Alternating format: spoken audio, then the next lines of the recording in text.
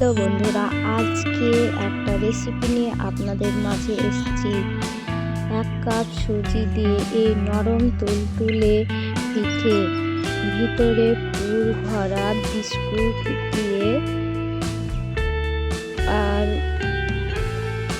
গুঁড়া দুধ দিয়ে নরম তুলতুলে এই পুলি পিঠে একবার বানিয়ে খেলে বারবার খেতে মন যাবে। এই পিঠে এই বিস্কুট দিয়ে আর সুজি দিয়ে এই পিঠেটা আমি বানাবো। প্রথমে 1 প্যাকেট সুজি নিয়েছি। সুজিটাকে আমি ভালো করে ভেজে নেব। ভাজা হয়ে গেছে। এবার হালকা হালকা করে পানি দিয়ে একটা ডো তৈরি করে নেব। হালকা হালকা করে পানি দিয়ে কিন্তু করতে হবে, নয়তো দলা ধরে যাবে, হবে না। এইভাবে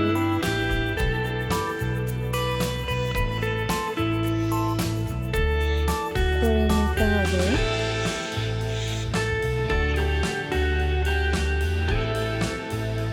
দেখতে পাচ্ছেন একটা এরকম তৈরি হবে, হয়ে গেছে। এবার এটাকে তুলে নেব। দিয়ে বিস্কুট নিয়ে নিয়েছি পুর বানানোর জন্য পিঠেটার।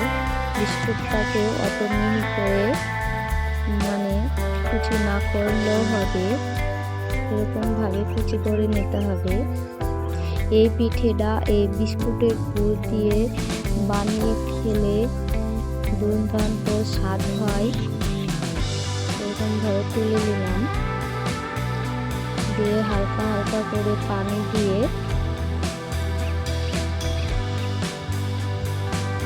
বেশি বিস্কুটটাকে ভিজিয়ে ফেললে কিন্তু হবে না।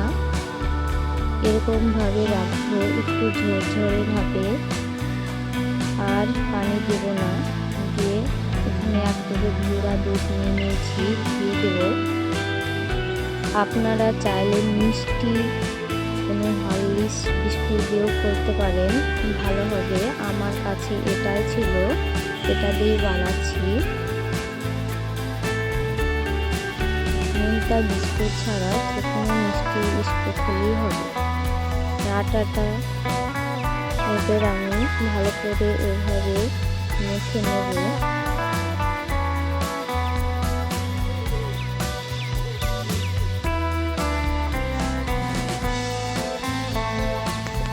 তাতে কিছু ব্যবহার করতে হয়নি, পানি বা কোনো আটা ছানার সময়।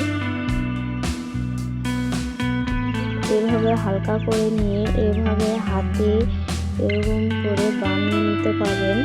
আমি এভাবে বানিয়ে নিয়েছি। আপনারা চাইলে বেলে ছোট ছোট করে কেটে পিঠাটা বানাতে পারেন। পুরটাকে দিয়ে দিলাম ভিতরে বিস্কুটে, এইভাবে মেরে নিলাম।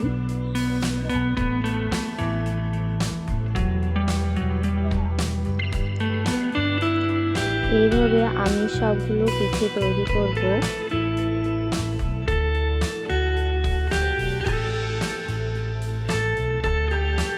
এইভাবে বিস্কুটটা না গুলে বেশি ভিজিয়ে ফেললে ভিতরে পানি বেরিয়ে যাবে বিস্কুটের পুরটা পিঠে থেকে।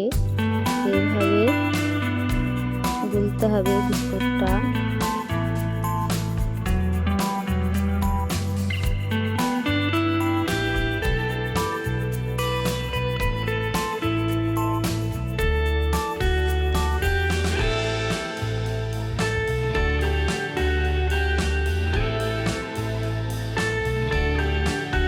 এভাবে আমি সব পিঠেগুলো তৈরি করে নেব।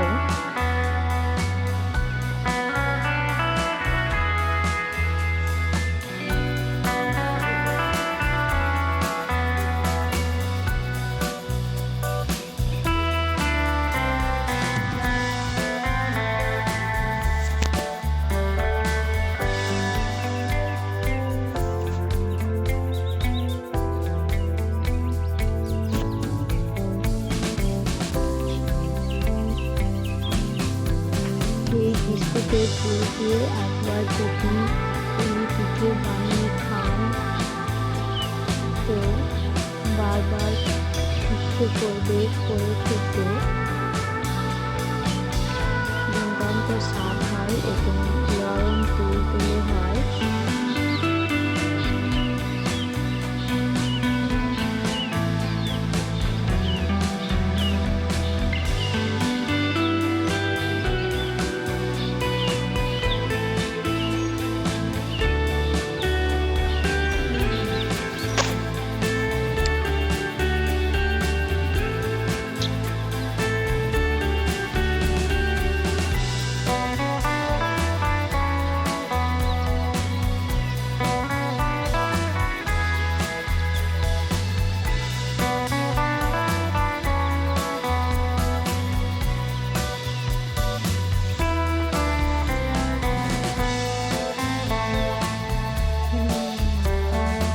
সবগুলো পিঠে তৈরি করা হয়ে গেছে, দেখতেই পাচ্ছেন হাতে তৈরি কত সুন্দর পিঠে। এখানে আমি সেরা করে